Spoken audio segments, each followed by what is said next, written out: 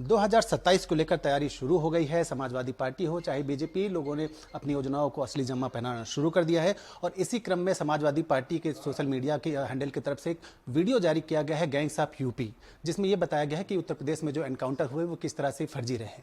हमारे साथ बात करने के लिए प्रदेश के संस्कृति और पर्यटन मंत्री जयवीर सिंह जी मौजूद हैं।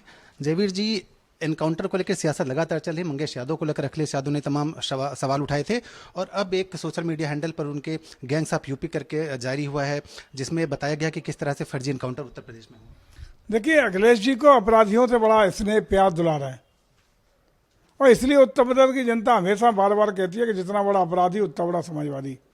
जब भी किसी का एनकाउंटर हो, जब भी किसी की पुलिस की कार्रवाई प्रभावी तरीके से हो, तो नंबर एक वो उतना ही बड़ा कार्यकर्ता समाजवादी पार्टी का निकलता है, नेता समाजवादी पार्टी का निकलता है। अखिलेश जी का करीबी समाजवादी पार्टी का ही वो निकलता है और अखिलेश जी को सीधे पीड़ित वो जो अपराधी है उसको जितना कष्ट होता है जब वो पुलिस के हत्थे चढ़ता है, उससे ज़्यादा कष्ट हमारे अखिलेश जी को होता है। ये एक विडंबना है। लेकिन ये हम आश्वस्त करते हैं अखिलेश जी कि उत्तर प्रदेश में कानून का राज जीरो टॉलरेंस की नीति के साथ चल रहा है और वही चलेगा। आप चिल्लाते रहिए, लेकिन अपराधियों को बख्शने वाली प्रदेश सरकार नहीं है। जीरो टॉलरेंस की नीति के साथ मोदी जी के मार्गदर्शन में, योगी जी के नेतृत्व में उत्तर प्रदेश चल रहा है और उसी का परिणाम है कि उत्तर प्रदेश में 7 साल से ऊपर के कार्यकाल में एक दंगा नहीं होता, कोई गुंडे नहीं, कोई अराजकता नहीं है। रात को 12 बजे भी महिलाएं जीवर पहन के कहीं भी ग्रामीण और शहरी इलाकों में टहलती नजर आती हैं। बेफिक्र होकर के महिला हो पुरुष हो, किसी अपराधी की हिम्मत नहीं पड़ती, कोई हाथ डालते और हाथ डालता है तो निश्चित रूप से कानून अपना काम करते हुए कठोर से कठोर कार्रवाई करने का काम करता है। ये है उत्तर प्रदेश। आपका उत्तर प्रदेश क्या था? अखिलेश जी, आप जब उत्तर प्रदेश के मुख्यमंत्री थे तो 12 से 17 के बीच में जिस प्रकार से गुंडई, अराजकता, जमीनों पर कब्जे, चौथ वसूली, दंगों का प्रदेश, बल्कि अपराधियों का प्रदेश बन के रह गया था। भले लोग थरथर कांपते थे, अपराधी थाने चलाते थे। ये उत्तर प्रदेश की जनता ने झेला और उसी का परिणाम था 2017 में आपको उत्तर प्रदेश की जनता से बेकदरी के साथ बेदखल करने का काम किया। आप इतनी जल्दी भूल गए? आपको अपने कार्यकाल का एक श्वेत पत्र भी जारी करना चाहिए। आरोप उंगली फर्जी तरीके से उठा रहे हो। आपको कष्ट ये है कि उत्तर प्रदेश में कानून का राज कैसे है, कष्ट ये है कि लोगों को न्याय कैसे मिल रहा है, आपको कष्ट है कि आज महिलाएं और बच्चियां सुरक्षित कैसे हैं, आपको कष्ट है कि आके अपराधियों के खिलाफ कार्रवाई क्यों हो रही है। अखिलेश जी, ये दर्द करते रहिए, लेकिन उत्तर प्रदेश की जनता अब आप जैसे अपराधियों के संरक्षक को उत्तर प्रदेश की बागडोर देने का काम नहीं करेगी। 10 सीटों पर विधानसभा के उपचुनाव होने हैं। सबसे महत्वपूर्ण सीट है करहल की, जहां जो अखिलेश यादव ने खाली की है। इसके साथ ही साथ मुख्यमंत्री योगी आदित्यनाथ जो 2 सीटें देख रहे हैं, मिल्कीपुर की, और इसलिए महत्वपूर्ण है क्योंकि फैजाबाद संसदीय सीट से आती है और बीजेपी की हार हुई है लोकसभा चुनाव में वहां पे करारी। और इसके साथ ही एक सीट है अब कटेहरी की। ये 10 सीटों में ये 3 महत्वपूर्ण सीटें हैं, जिसमें 2 मुख्यमंत्री देख रहे हैं, एक करहल की सीट अखिलेश यादव जो आप देख रहे हैं। आपको क्या लग रहा है कि क्या नतीजे रहने वाले हैं इस विधानसभा उपचुनाव में, अगर आप देखें लोकसभा चुनाव के मद्देनजर? देखिए, मैं समझता हूं कि उत्तर प्रदेश में 10 सीटों के होने वाले उपचुनाव में सभी सीटों पर व्यापक तरीके से धरातल पर बूथ तक जाकर के भारतीय जनता पार्टी ने अपनी तैयारियां की हैं। हमारा पार्टी का संगठन और सरकार में भी माननीय मुख्यमंत्री स्वयं और तमाम डिप्टी सीएम और मिनिस्टर्स, सब लोग आम जनता के बीच में जाकर के पार्टी को जिताने के लिए प्रयासरत हैं। और हमें लग रहा है कि जो माहौल हम देख रहे हैं उसको लगता है कि हम 10 की 10 सीटें जीतने का काम करेंगे।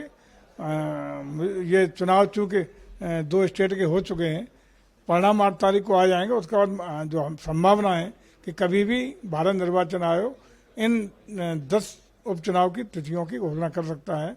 तो निश्चित रूप से हमारी पूरी तैयारी है और बेहतर परिणामों की उम्मीद के साथ हम लोग पूरी तरह चुनाव के लिए तैयार हैं। 2 स्टेट्स का आपने जिक्र किया, हरियाणा और जम्मू कश्मीर। कल नतीजे आने वाले हैं, आपको क्या लग रहा है कि जो नतीजे कल आएंगे उसका क्या असर होने जा रहा है भविष्य की राजनीति पर, कम से कम जो लोकसभा चुनाव के नतीजे हैं उसके? देखिए, आने दीजिए परिणाम। लोकतंत्र में जनता के निर्णय का हमेशा स्वागत होता है, सिरोधार होता है और जो भी परिणाम आएंगे वो कल, अब कुछ में कुछ आगे और पीछे हो ही नहीं सकता। कल परिणाम आएंगे, उसके बाद हम लोग तो हर स्टेट के चुनाव के, कोई भी चुनाव हो, उसे सबक लेते हैं, सीखते हैं और आगे बढ़ते हैं। लेकिन लोक कल्याण के लिए, जनहित के लिए, देश की भलाई के लिए, प्रदेशों की भलाई के लिए भारतीय जनता पार्टी पूरी तरह कटिबद्ध है और निरंतरता के साथ उसके लिए काम करती रहती है। एक अंतिम प्रश्न है कि दुनिया का सबसे बड़ा आध्यात्मिक आयोजन है महाकुंभ। मुख्यमंत्री योगी आदित्यनाथ ने इसको लेकर बैठक की और किस तरह से सफलता इसको मिले उसको लेकर उन्होंने दिशा निर्देश दिए हैं। जितनी संख्या में श्रद्धालु यहाँ पर आते हैं, दुनिया में किसी और धार्मिक या आध्यात्मिक आयोजन में नहीं जाते। आपको क्या लग रहा है? साधु संतों की अगर हम बात करें तो कुछ मानक उन्होंने तय करने की बात कही है जो गैर मुस्लिमों को लेकर, और साथ ही साथ जो स्नान के नाम है, शाही स्नान नाम दिया गया, उसको अमृत स्नान कहने की बात कही।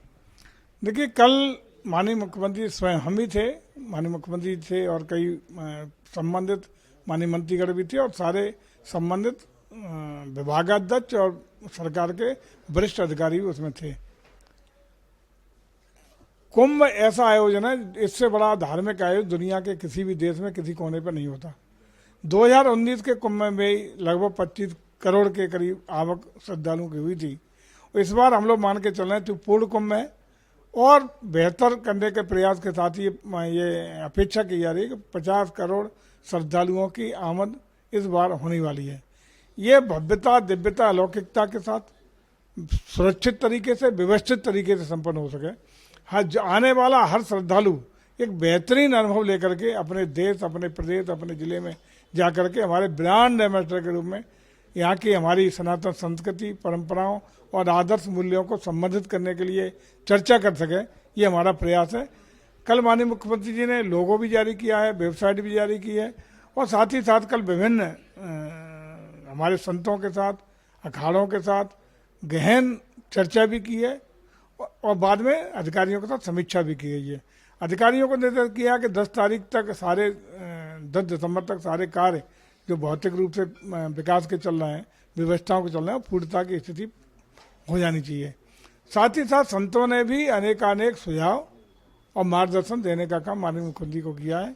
अब मुख्यमंत्री जी उस पर चिंतन मंथन करने के बाद अपना निर्णय लेंगे, लेकिन हर निर्णय आदरणीय मुख्यमंत्री के द्वारा या उत्तर प्रदेश सरकार के द्वारा लिया जाता है लोक हित में, जनहित में और आम स्वीकारता के साथ होता है। ऐसा हमें भरोसा है कि हमारा कुंभ व्यवस्थित तरीके से भव्यता, दिव्यता, अलौकिकता के नए आयाम तय करेगा और बेहतरीन कुंभ बिना किसी छोटी बड़ी घटना के संपन्न होगा, ऐसा हमें विश्वास है।